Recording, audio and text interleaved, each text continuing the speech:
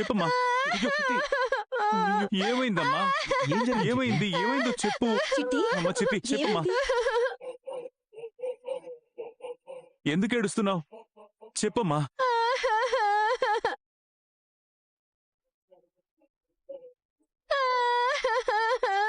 ఇదేంటి మామ్, బండకొని తీసుకుని ఏడుస్తుంది? ఏమో. అమ్మా చిట్టి, ఏమైందమ్మా? ఎవరిని నేమన్నారో చెప్పమ్మా. ఏ రాధా నన్ను ఇంట్లో నుంచి వెళ్ళిపోమంటుంది నాన్న.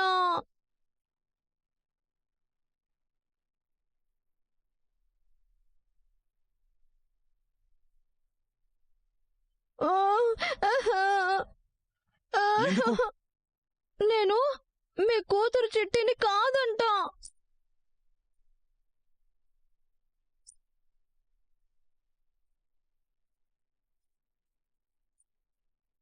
చిట్టిలో నటిస్తున్న నకిలీ చిట్టినంట.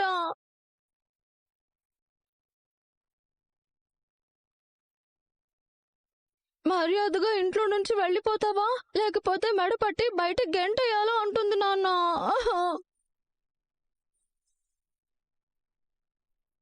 అలా రాదు చేత మెడ పట్టి గెంటించుకోవడం నేను భరించలేను నాన్న.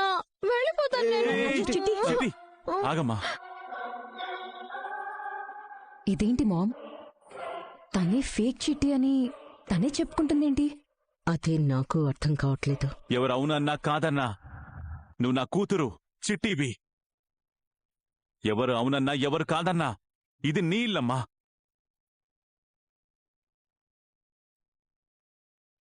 నీ ఇంటి నుంచి నువ్వు ఎక్కడికి వెళ్లాల్సిన అవసరం లేదు.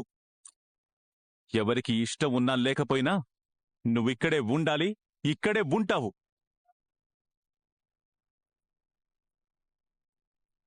చూడరాదా, డిఎన్ఏ రిపోర్ట్ వచ్చిన తర్వాత కూడా నా కూతుర్ని నువ్విలా అనుమానించడం కరెక్ట్ కాదమ్మా.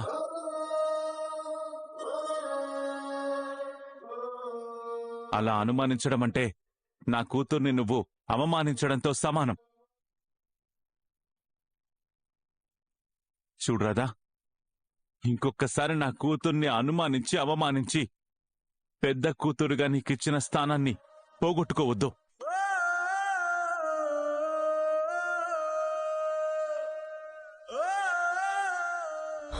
పదమ్మా.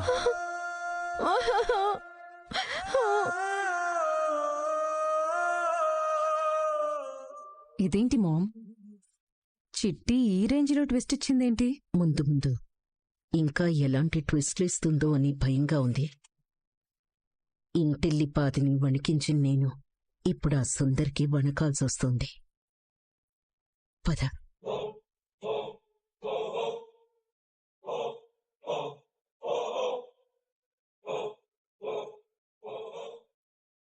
ఏంటో ఈ మనిషి ఎంతసేపు వాళ్ళ మీద వీళ్ళ మీద పడి ఏడవటం. ఏవండి అది అత్తయ్య. అమ్మా వద్దమ్మా, నువ్వేం చెప్పొద్దు. దయచేసి నేను చెప్పేది విను. చిన్నప్పుడు చిట్టి దూరమైనప్పటినుంచి అన్నయ్య మొహంలో సంతోషం లేదు. ఇన్నాళ్ల తర్వాత తన కూతురు తిరిగొచ్చిందని అన్నయ్య చాలా చాలా సంతోషంగా ఉన్నాడమ్మా. దయచేసి ఆ సంతోషాన్ని ఆయనకి దూరం చెయ్యొద్దమ్మా. నీకు పుణ్యం ఉంటుంది. మావయ్య, ఎదుటి వాళ్ళని అనుమానించడానికి కూడా ఒక హద్దుంటుందమ్మా. ఆ హద్దు దాటితే నీకే అవమానం జరుగుతుంది. ఇక నుంచైనా హద్దుల్లో ఉండు. మావయ్య,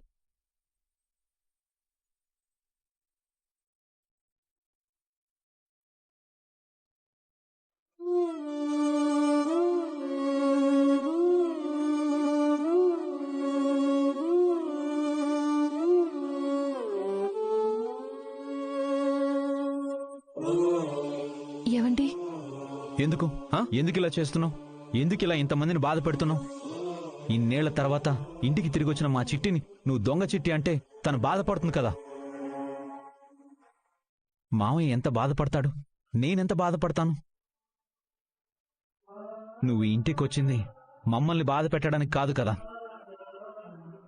1 సంవత్సరం పాటు నా భార్యగా నటించడానికి మాత్రమే కదా. అంటే సంవత్సరం పాటు నువ్వు ఇంటికి అతిథివే తప్ప ఈ ఇంట్లో మనిషివి కాదు.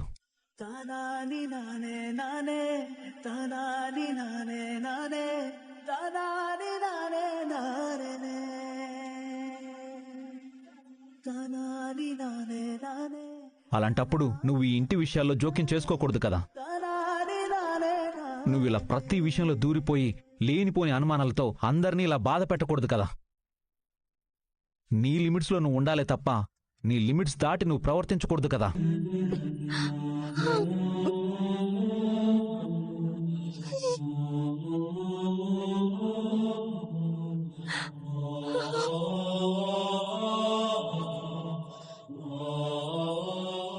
రాధా, ఏడుస్తున్నావా? అయ్యో రాధా, నీ పరిస్థితిని నేను అర్థం చేసుకోగలను. చిట్టి ప్రవర్తన వల్ల, తన అలవాట్ల వల్ల నీకు తన మీద అనుమానం వచ్చి ఉండొచ్చు. తను పుట్టింది ఈ ఇంట్లోనే అయినా పెరిగింది ఆ నాటకాల వాతావరణంలో కాబట్టి తన పద్ధతుల్లో గాని ప్రవర్తనలో గాని తేడా ఉంటుంది. 4 రోజులు పోతే ఇక్కడి పద్ధతులకు అలవాటు పడుతుంది. అది అర్థం చేసుకోకుండా నువ్వు ఇలా అనుమానిస్తే లేనిపోని సమస్యలు వస్తాయి రాధా. నువ్వేదో మాకు మంచి చేయాలనుకుంటే దానివల్ల నీకు చెడు జరుగుతుంది. ఇంతకాలం నీ గురించి మంచిగా అనుకున్న వాళ్లే ఇప్పుడు నీ గురించి చెడుగా అనుకుంటారు. నీ గురించి అలా అందరూ చెడుగా అనుకుంటే నాకెంత బాధగా ఉంటుందో ఒక్కసారి ఆలోచించు. నా కోసం నువ్వు ఈ ఇంటికొచ్చినప్పుడు ఈ ఇంట్లో నీకెలాంటి బాధ కలగకుండా చూసుకోవడం నా బాధ్యత కదా. ఇప్పటి వరకు ఎప్పుడూ నిన్ను వేలెత్తి చూపే పరిస్థితి రాలేదు. చిట్టి వచ్చాకే ఇటువంటి పరిస్థితి వచ్చింది. ఇంటిల్లిపాది నిన్ను వేలెత్తి చూపించే పరిస్థితి మొదటిసారి వచ్చింది. దయచేసి ఇంకొకసారి ఇటువంటి పరిస్థితిని తెచ్చుకోవద్దు. ఈ ఇంటి మనుషుల గురించి, ఈ ఇంటి విషయాల గురించి నువ్వు కల్పించుకోవద్దు రాదా. ముఖ్యంగా చిట్టికి సంబంధించిన ఏ విషయంలోనూ నువ్వు అస్సలు కల్పించుకోవద్దు. అలా కల్పించుకొని ఇలా అందరినీ బాధ పెట్టద్దు. నీకు బాధ కలగకుండా చూసుకోవడం నా బాధ్యత అయినట్టే మమ్మల్ని బాధ పెట్టకుండా చూసుకోవడం మీ బాధ్యత. దయచేసి ఇక్కడున్నంతకాలం నువ్వు బాధపడొద్దు, మమ్మల్ని బాధ పెట్టద్దు ప్లీజ్.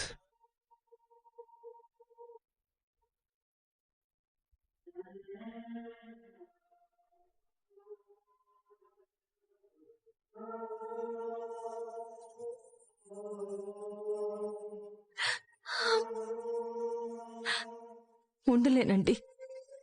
ఇంట్లో మనిషి ఇంటిల్లిపాదిని ఇలా మోసం చేస్తుంటే, నా కళ్ళ ముందే నా తండ్రి లాంటి గురూజీ గారి విషయంలో కుట్ర జరుగుతుంటే చూస్తూ నేను ఉండలేను. నా కుటుంబం మోసపోకుండా ఉండడం కోసం, ఆ కుట్ర నుంచి నా కుటుంబాన్ని కాపాడుకోవడం కోసం నేను ఎన్ని బాధలు పడ్డానికైనా సిద్ధమే. ఎంత దూరమైనా వెళ్ళడానికి సిద్ధమే. అతి తొందరలోనే ఆ సుందరి నాటకానికి తెర దించుతాను.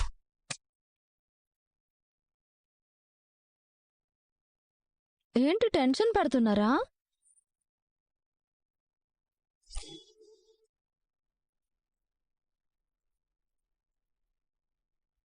Cool cool cool cool. నన్నింత టెన్షన్ పెడుతూ కూల్ కూల్ అంటూ నువ్విలా కూల్గా ఎలా ఉన్నావే? అసలు నువ్వేం చేస్తున్నావు? ఏం చేయాలనుకుంటున్నావు? చిట్టి పాత్రకి న్యాయం చెయ్యాలనుకుంటున్నాను. చేసింది చాలు. నువ్విలా నీ ఇష్టం వచ్చినట్టు చేయబట్టే రాధకి నీ మీద అనుమానం వచ్చింది. ఈ చిట్టి నాటకాన్ని రాధ అందరి ముందు బయట పెట్టేసిందంటే నీతో పాటు నేను కూడా ఇరుక్కుంటాను. వెళ్ళిపో. వెంటనే లగేజ్ సర్దుకొని ఇక్కడి నుంచి వెళ్ళిపో.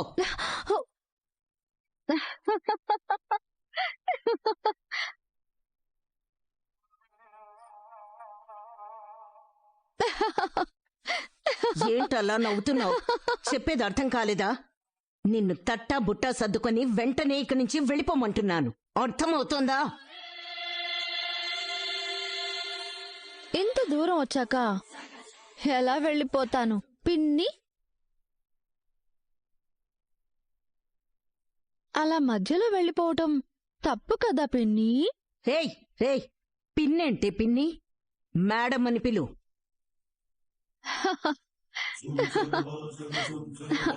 నేను సుందర్నైతే అలాగే మేడం అని పిలుస్తాను. కానీ ఇప్పుడు నేను సుందర్ని కాదు, చిట్టిని.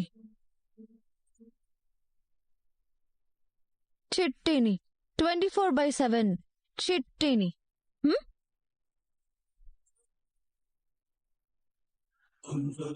చిట్టి, డాటర్ ఆఫ్ రామచంద్ర. నేను రామచంద్రయ్య గారి కూతురునైనప్పుడు, నువ్వు రామచంద్రయ్య గారి తమ్ముడు భార్యవైనప్పుడు నువ్వు నాకు పిన్ని అవుతావు కదా పిన్ని. హేయ్, ఏం మాట్లాడుతున్నావు నువ్వు? నిజం మాట్లాడుతున్నాను. నాటకం ఆడడానికి మేకప్ వేసుకుని స్టేజ్ ఎక్కితే నాటకం అయిపోయాక స్టేజ్ దిగి మేకప్ తీసేస్తాం. కానీ ఇప్పుడు నేను ఒక క్యారెక్టర్తో స్టేజ్ ఎక్కలేదు. ఆ క్యారెక్టరే నాకెక్కేసిన స్టేజ్లో ఉన్నాను. పర్మనెంట్గా చిట్టిగా ఈ ఇంట్లోనే సెటిల్ అయిపోతాను. పర్మనెంట్గా ఈ ఆస్తికి వారసురాలనైపోతాను. పర్మనెంట్గా విక్రమ్ కృష్ణకి భార్యనైపోతాను.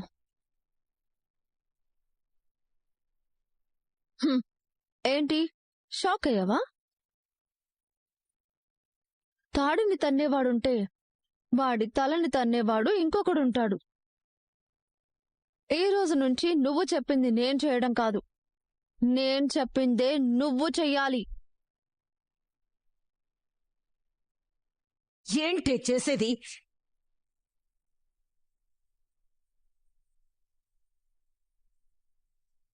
ఈ దమయంతంటే అంత తెలివి తక్కువది అనుకుంటున్నావా?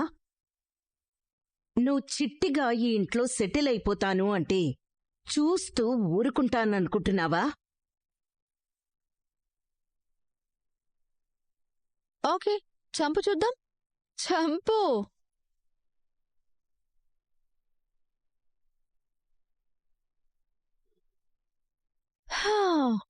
నన్ను నువ్వు చంపలేవు.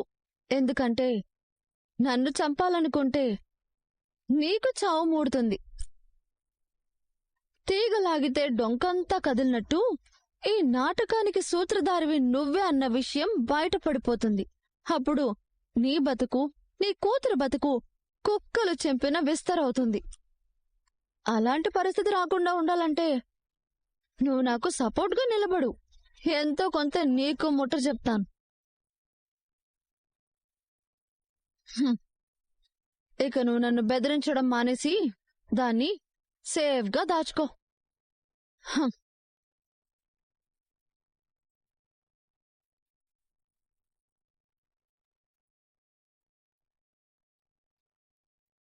నేను అసలు చిట్టిని కాను, దొంగ చిట్టిని అని నువ్వు ఆయనకి చెప్పావే అనుకో, మరుక్షణమే ఆయన గుండె ఆగిపోతుంది. అప్పుడు నేను ఒరిజినల్ చిట్టిలాగా, ఈ ఇంటి వారసురాల్లాగా, విక్రమ్ కృష్ణ భార్యలాగా ఈ ఇంట్లో శాశ్వతంగా ఉండడం జరుగుతుంది. చూడరాదా, డిఎన్ఏ రిపోర్ట్ వచ్చిన తర్వాత కూడా నా కూతుర్ని నువ్విలా అనుమానించడం కరెక్ట్ కాదమ్మా. ఇంకొకసారి నా కూతుర్ని అనుమానించి అవమానించి పెద్ద కూతురుగా నీకిచ్చిన స్థానాన్ని పోగొట్టుకోవద్దు.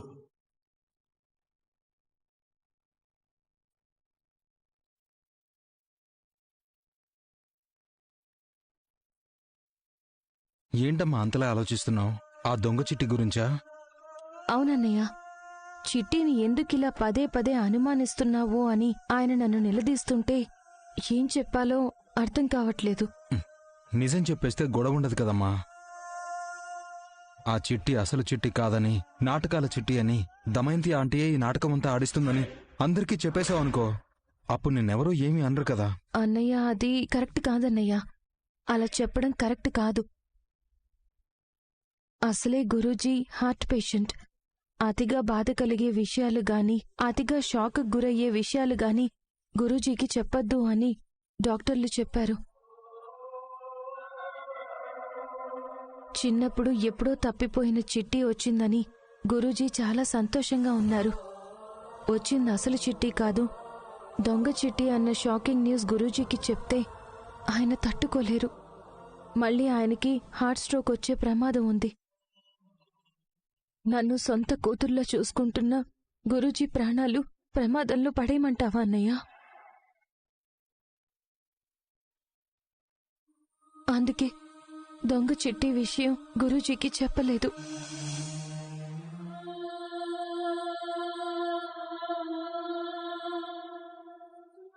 మెల్లగా ఆయన్ని ప్రిపేర్ చేసి సాక్ష్యాధారాలతో సహా ఆ సుందరి నిజస్వరూపాన్ని నిదానంగా ఆయనకి తెలియజేయాలి. ఓకే మా, రామచంద్ర అంకుల్కి చెప్పడం ఆయన ఆరోగ్య పరిస్థితి రీత్యా మంచిది కాదు సరే, కానీ విక్కీగాడికి చెప్పొచ్చు కదా. ఆయన ఎంత ఆవేశపరుడో నీకు తెలుసు కదన్నయ్యా. తను దొంగ చిట్టి అని తెలిసిన మరుక్షణం వెనక ముందు ఆలోచించకుండా ఆ సుందరి దగ్గరికి వెళ్లి నిలదీస్తాడు, పెద్ద గొడవ చేస్తాడు. నాటకం ఆడ్డానికి వచ్చిన ఆ సుందరి అయినా ఆ నాటకం ఆడిస్తుంది దమయంతి అని తెలిస్తే ఆయన అస్సలు క్షమించరు. సుందరి తల్లిదండ్రులతో పాటు దమయంతి గారిని కూడా అరెస్ట్ చేసి వాళ్ళకి శిక్ష పడేలా చేస్తారు. సడన్ గా ఇవన్నీ గురూజీ కళ్ల ముందు జరిగితే ఆయన తట్టుకోగలరా? చిట్టి దొంగ చిట్టి అని తెలిసి ఎంత బాధపడతారో, ఆ నాటకం ఆడించింది దమయంతి గారు అని తెలిస్తే అంతకంటే ఎక్కువ బాధపడతారు. అందుకే ఆ దొంగ చిట్టి విషయం వాళ్ళిద్దరికీ చెప్పకుండా ఆపాను. నీ ఆలోచన మంచిదేనమ్మా, కానీ ఆ చిట్టిని నువ్వు అనవసరంగా అనుమానిస్తున్నావని, నువ్వేదో తప్పు చేస్తున్నావని అందరూ నిన్ను నాన్న మాటలు అంటున్నారు కదమ్మా. ఆఖరికి విక్కీగాడు కూడా ఇష్టం వచ్చినట్టు మాట్లాడుతున్నాడు కదా. పర్లేదన్నయ్యా, నన్ను ఎన్ని మాటలన్నా పర్లేదు. అయినా ఆ మాటలంటోంది బయట వాళ్ళు ఎవరూ కాదు కదా, నా వాళ్లే కదా, నా అత్తింటి వాళ్లే కదా. నా అత్తింటికి మంచి జరగడం కోసం నేను ఎన్ని మాటలైనా పడతాను, ఎన్ని ఇబ్బందులైనా భరిస్తాను. ఆ దొంగ చిట్టి వ్యవహారం మెల్లమెల్లగా గురూజీకి తెలిసేలా చేస్తాను. నిదానంగా గురూజీ ఆ చిట్టి మాయలో నుంచి బయటపడేలా చేస్తాను. అప్పటి వరకు ఏం జరిగినా భరిస్తాను, సహిస్తాను. ఆడదానికి భూదేవంత సహనం ఉంటుంది అంటారు. నిన్ను చూస్తుంటే అది నిజమే అనిపిస్తుందమ్మా. నీలాంటి భార్య దొరకడం మా విక్కీగాడి అదృష్టం. నువ్వేం టెన్షన్ పడకు, వాళ్ళ సంగతి నేను తేల్చేస్తాను కదా. ఎదుటి వాళ్ల మొహం చూసి అది దొంగ మొహమో దొరమొహమో చెప్పేయగలను. మాటల్ని బట్టి ఎదుటివాడు చెప్తున్నది నిజమో అబద్ధమో పసిగట్టేయగలను. 1 అవర్ తర్వాత స్టేషన్కి వచ్చేసాయి, వాళ్ళు దొంగలో దొరలో తేల్చేస్తాను. Okay okay. ఏం చిట్టి అక్కడే ఆగిపోయావు, రా. అంటే రాధ ఉందేమోనని. ఉంటే ఉంటే మనిద్దరం ప్రేమగా మాట్లాడుకోవడం చూసి ఓర్వలేదు కదా. మనిద్దరినీ ఎలా విడదీయాలా అని చూస్తుంది కదా. నీకు తెలీదా, మాటి మాటికి నేనసలు చిట్టిని కాదు, నకిలీ చిట్టినంటూ అందరికీ నా మీద అనుమానం కలిగేలా చేస్తూ నన్ను ఇంట్లో నుంచి తరిమేయాలని చూస్తుంది. నేను అనుకోవటం రాధ ఈ ఆస్తి మీద కన్నేసిందేమో బావా. నువ్వు రాధను అగ్రిమెంట్ పెళ్లి చేసుకున్నావు ఓకే, కాని పెళ్ళైన తర్వాత రాధ మనసు మారిపోయి ఉండొచ్చు కదా. ఇంత ఆస్తి చూసి రాధ మనసులో దుర్బుద్ధి పుట్టచ్చు కదా. ఈ ఆస్తి మా నాన్నది కాబట్టే, నేను లేకపోతే ఈ ఆస్తి అంతా మేనల్లుడువైన నీకే ఇస్తాడు కాబట్టి నీ భార్యగా పర్మనెంట్ గా సెటిల్ అయిపోదామని రాధ కుట్ర చేసి ఉండొచ్చు కదా. రాధ గురించి నోటికొచ్చినట్టు మాట్లాడొద్దు. రాధ ఎలాంటిదో, తన మనస్తత్వం ఎలాంటిదో నాకు బాగా తెలుసు. ఆస్తి మీద కన్నేయడం, దాని friends, welcome back to our channel. మీకు కనుక మన వీడియోస్ నచ్చినట్లయితే ప్లీజ్ లైక్ చేయండి, షేర్ చేయండి, కమెంట్ చేయండి, అలాగే సబ్స్క్రైబ్ చేసుకొని మన ఛానల్కి సపోర్ట్ చేయండి. Thank you for watching.